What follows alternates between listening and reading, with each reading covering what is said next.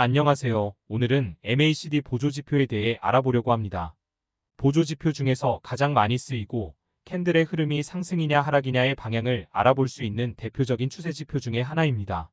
하지만 막상 MACD를 보고 매매하려고 하면 괴리감을 느끼십니다.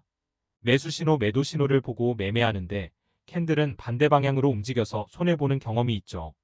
그래서 오늘은 MACD 보조지표에 어떤 시그널을 파악해야 하고 어떻게 실전 매매에 적용할 수 있는지 알아보겠습니다.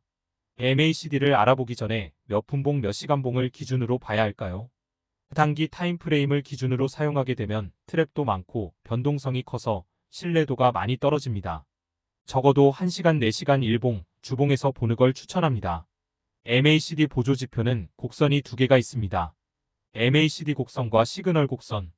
이 두 개의 곡선의 괴리가 가장 큰 지점을 찾는 게 중요 포인트라고 볼 수 있습니다.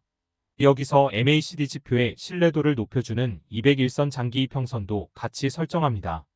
MACD 하나로 매매하기보다 신뢰도를 높이기 위해 200일선도 같이 설정하는 겁니다.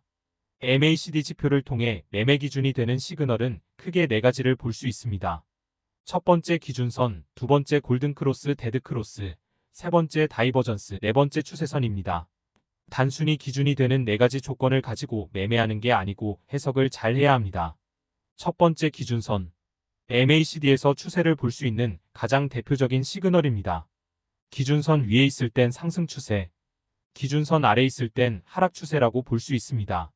기준선은 강한 지지선이 되고 기준선을 뚫고 내려오지 않는 이상 상승 추세가 끝난 건 아니라고 볼 수 있습니다. 데드크로스가 나오더라도 기준선 위에 있는 동안에는 하락폭이 크지 않다고 생각해야 합니다. 두 번째 골든크로스, 데드크로스. MACD 곡선이 시그널 곡선을 상향 돌파하면 골든크로스, MACD 곡선이 시그널 곡선을 하향 돌파하면 데드크로스입니다. 확률이 높은 시그널은 기준선 위에서 골든크로스 발생되고 기준선 밑에선 데드크로스 발생되는 겁니다. 기준선 위에 있다는 건 상승 추세 중이라는 거고 기준선 밑에 있다는 건 하락 추세 중이기 때문입니다. 세 번째 다이버전스. 차트에서 캔들과 MACD의 추세가 반대로 움직이는 현상을 다이버전스라고 합니다. 캔들은 상승하고 있는데 MACD선 데드크로스 시그널이 나타나면서 하락하는 구간입니다. 무조건 100% 하락은 아니지만 곧 추세가 변곡된다고 판단할 수 있습니다. 반대로 캔들은 하락하는데 MACD선은 골든크로스 시그널이 나타나면서 상승하는 구간입니다. 네 번째 추세선. 추세선은 캔들에만 해당되는 게 아니고 MACD선에서도 추세선을 그릴 수 있습니다. 상승 추세선은 캔들의 고점과 저점이 같이 상승합니다.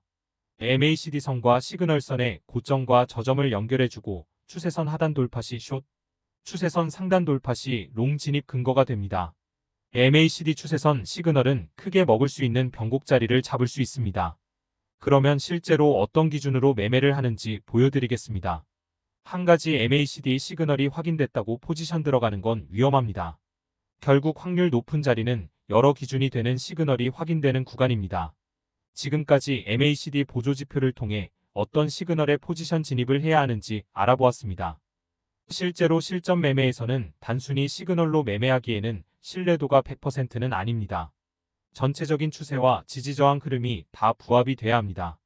MACD 시그널을 차트 복기를 통해 공부해보면 감이 오실 겁니다.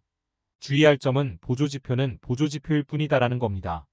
다음 영상은 비트코인 선물 시장에서 도움이 될 수 있는 영상으로 준비해 오겠습니다. 영상 시청해주셔서 감사합니다.